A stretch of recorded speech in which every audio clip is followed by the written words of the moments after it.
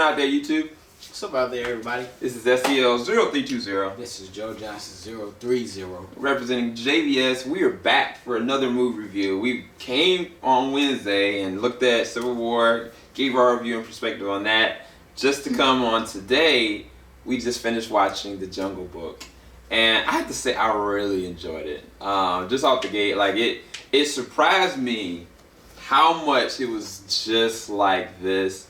But it wasn't just this all the way. It used it in an adaptation kind of format. It took from the best things of this and it capitalized on it, from the voice acting to the visual effects, and then even in the broadness of the story.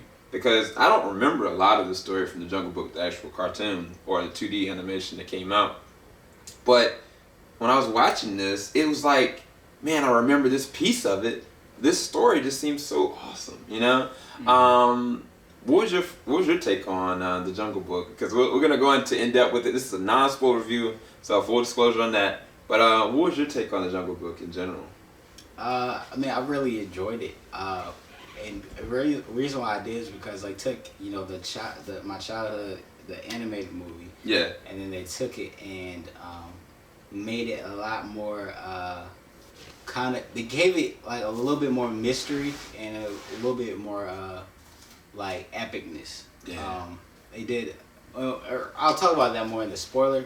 What I mean by that, I know I'm kind of vague right now, but if you watch it, they definitely go over like some of the.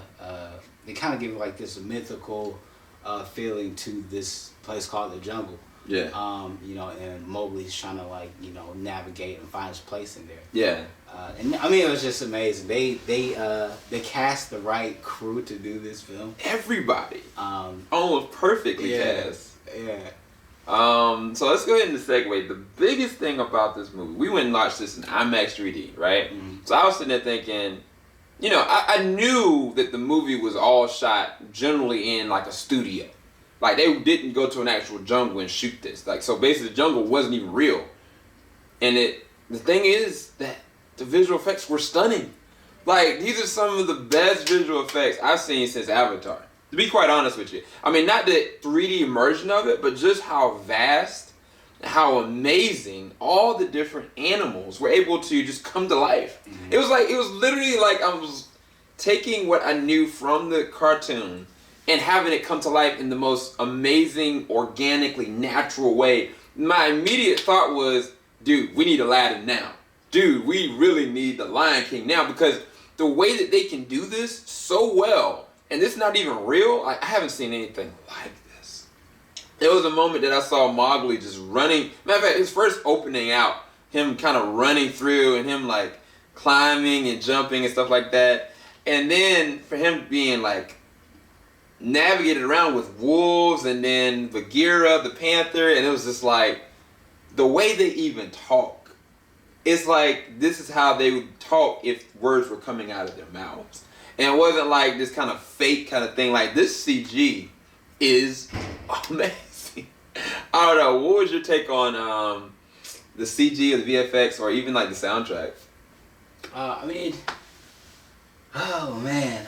I mean, like, where did I start? It's all good. It's all just amazing. I mean, the visual effects. I mean, the animals. And you like, Sam was talking to me throughout the whole movie. It's like, man, is that a real animal? I was like, yeah. And I was like, it does look like a real animal. Like, you know, and that's the entire movie. They don't take any shortcuts.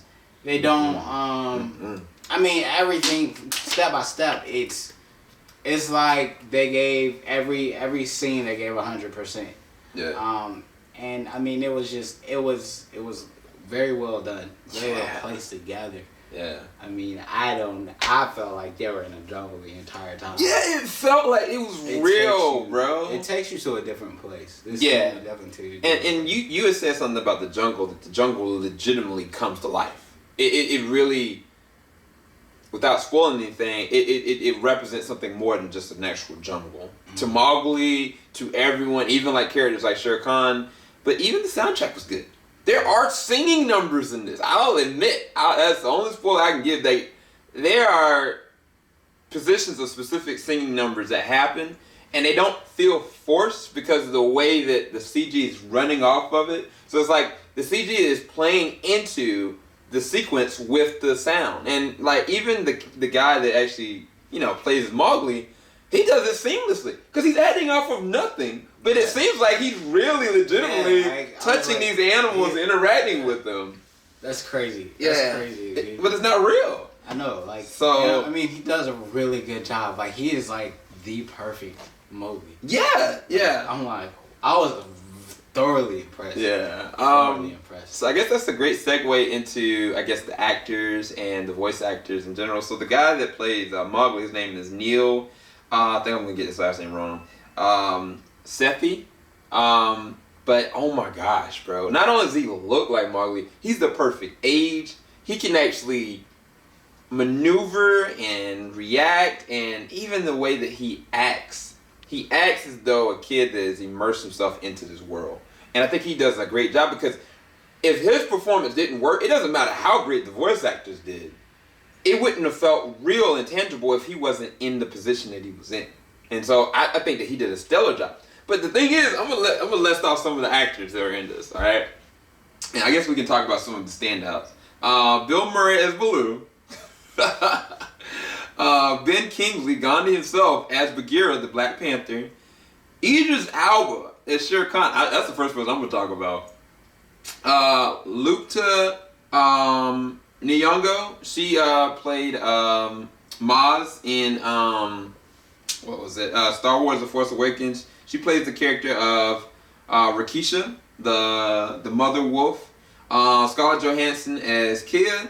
And then Gus himself from Breaking Bad is Akila.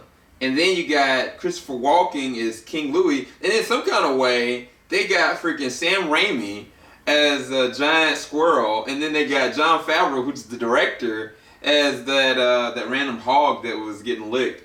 All I can say is this, bro. Like, Jon Favreau is a genius to be able to get this to actually work as a director. Like, he just positioned it perfectly.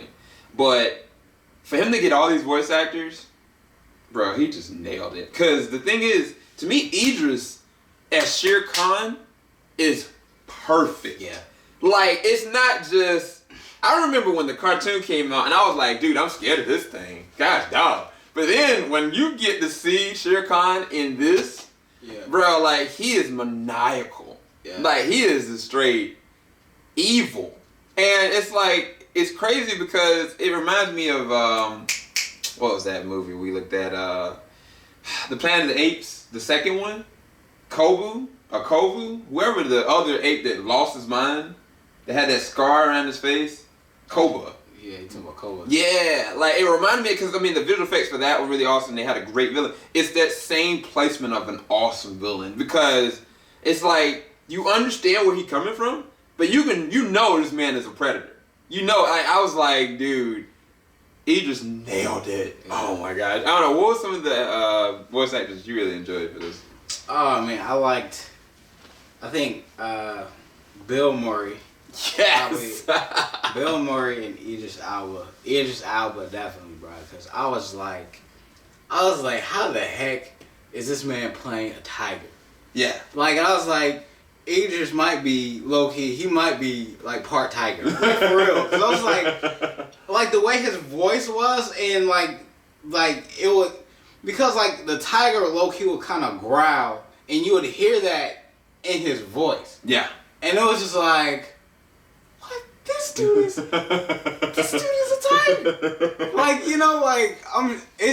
it was crazy, cause I was like, he is the perfect voice for this tiger. Yeah. And even Shere Khan's like presence on screen, like before he even said anything, you looked at him and the dude was just like intimidating. Yeah.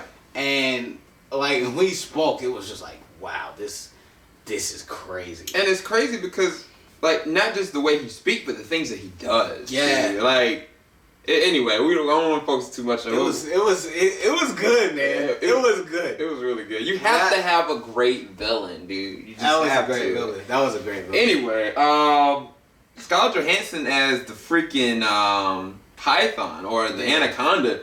that joint scared me. Yeah, that joint to be quite honest with you. But I mean, like everybody plays their role. Like like Joe said, Bill Murray as Baloo, it was perfect casting. I mean, even Ben Kingsley as Bagheera, because Bagheera is in this movie. He's kind of like he's a watchful protector, but then he's really optimistic and he's trying to be rational. But at the same time, he's daring to believe in Mowgli as a person, you know? And it's like that fine line, and it's like only Ben Kingsley can make him a compelling character instead of just a one-track layered character. Because it could have fallen flat and just kind of been one layered.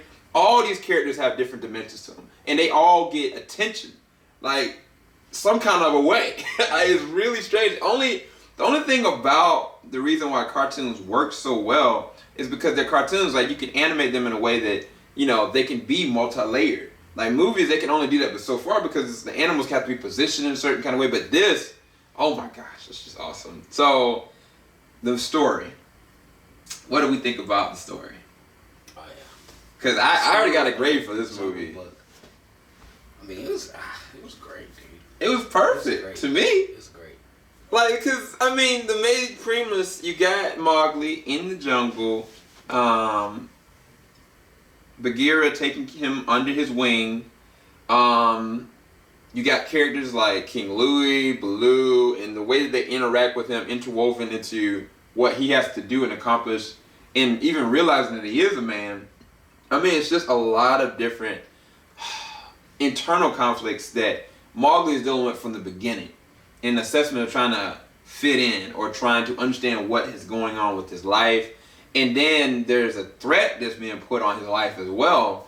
And it's like, it's very compelling. Because by the end of the movie, you realize that not only has he changed the assessment of himself, but he's the best part of himself. And everybody has to realize it. And I really like the story. Because it took the story from the cartoon and they made it an adaptation. They capitalized on it. It wasn't just a one-track story. Like they really added different dimensions that made it really compelling. Like there was one moment when King Louie actually shows up, and I was thinking, oh well, they're gonna, it's all gonna be okay. It's not. Like things go down, like for real, and there's a lot of knowledge that's dropped on this guy Mowgli, and you're like, man, you start really catching the feel sometimes. I don't know. What do you think about the story in general? Oh man, it was like, I mean, it's strange because you know the story based off the animation, but the way it was like acted and the way they casted the actors and actresses, it was like you're understanding the story all over again. Yeah.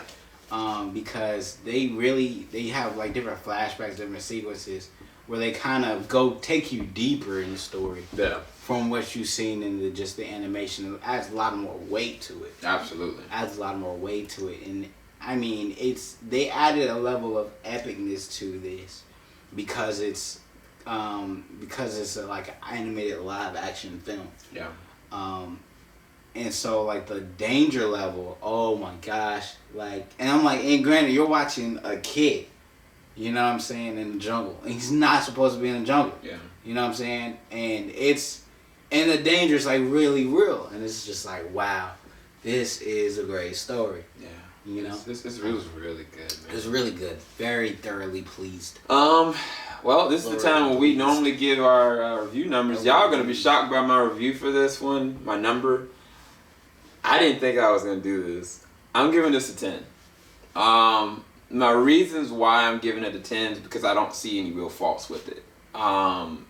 In the downtime, in the moments where it could be really cheesy or the animation could have been too over-exaggerated or too recognizable, from the voice casting, there could have been one person that kind of threw it off, or the villain could have been really bad, or it could have been, better. Or they could have just stayed to the book or the blueprint of the actual cartoon, and they don't.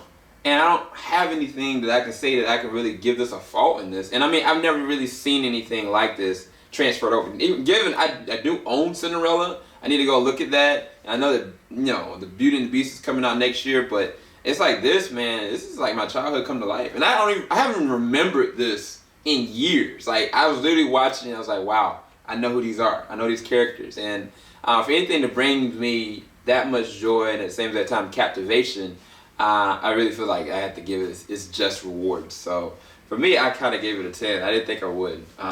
But what would you give it? I gave it a 10. Really? Yeah. Oh, it's a really good film. There's not too many things I can say wrong about it. Yeah. Like, I'm trying to find some kind of faults to talk, you know, but it all, I mean, they have musical numbers in it. Yeah. Like, and you know, all those elements, I'm like, if someone asked me, I want all these elements in this movie. Like the musical numbers, you know, animated animals, that's voice acted.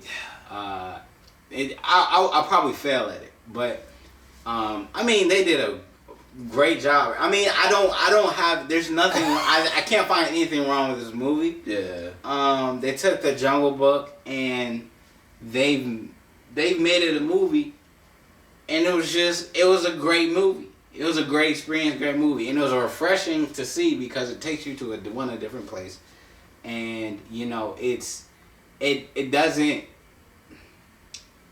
you know, it's like the story itself is told in the jungle, so it's and within the culture of its own, so you have to learn you're kind of like learning the culture of these animals that thrive in the jungle, and it's just totally creative. Yeah, you know, and it's just like, well, hey, this is cool. I mean, it's good fun, good family time, and I mean, it's a great movie. Yeah, and I mean, the thing is, Jon Favreau, I mean, one of my favorite ones for him was always Iron Man 1.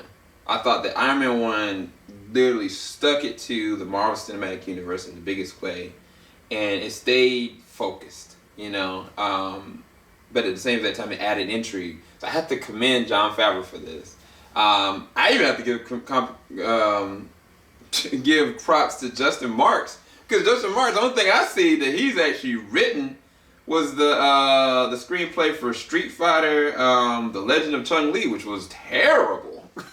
So I mean, for him to write this and do the screenplay, like, I'm like, bro, this is, I mean, I hope he gets accolades for this. I hope this movie really gets some Oscar-worthy buzz, because it was all that in a bag of chips for me.